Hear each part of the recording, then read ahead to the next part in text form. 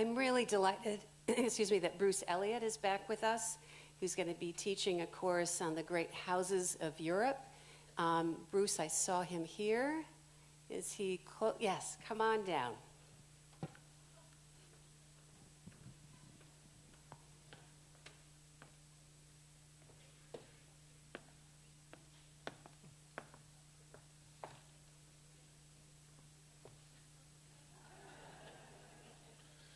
Good morning. I'm busy striking a regal pose.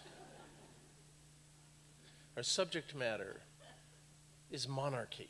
It's kind of interesting, this term, sort of fitting this in.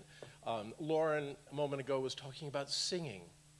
And on Thursday afternoons, Bill Garrett is going to be examining the case against democracy. And with this course, Dynasty, we'll be rather singing the praises of monarchy. And so it's kind of interesting in that format. So what we're doing here with Dynasty is European history. So much of European history revolved around these great houses of Europe over the centuries. And some of the really interesting people in European history were selected carefully by the principle of random heredity to be heads of state and important people. And that's just a quick point to make on this. In a democracy, you select people who are acceptable, respectable, hopefully. With monarchy, who knows who's going to turn up? And so you really get some very, very interesting and occasionally bizarre individuals in this. So what we're going to be doing, if there was a handout here, if you have it in your hand on the great houses, just to sort of compress this process, because we're covering quite a span of time in our 6 weeks. So with our dynasties, we start with the Medici Dynasty, and one of the characteristics of these dynasties is patronage.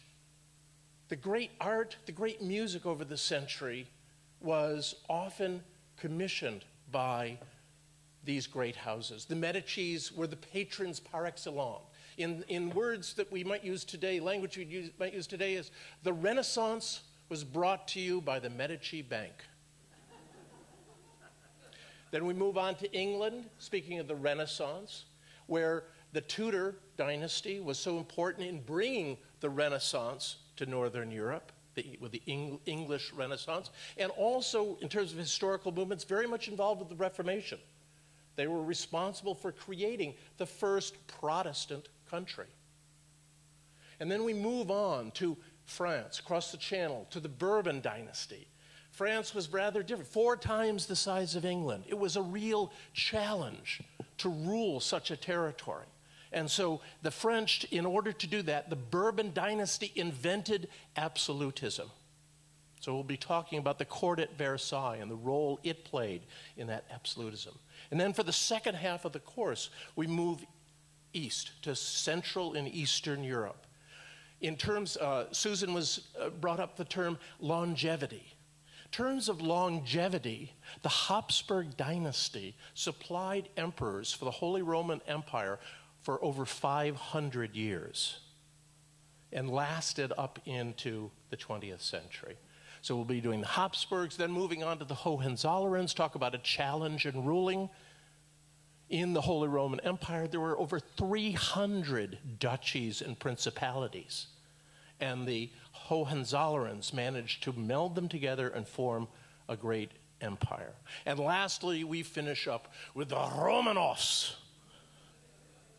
and the Russians. And just one word about the Russians, actually 2 words in a certain way. The Great. In terms of magnificent dynasties, there is only one that supplied us with 2 the Greats. Yes? Peter the Great, Catherine the Great. So we'll have a wonderful time. And in terms, speaking of time, this, by royal decree, this course will take place at this very time period, in this very location, 2 weeks from now. I hope you can join us at court. Thank you.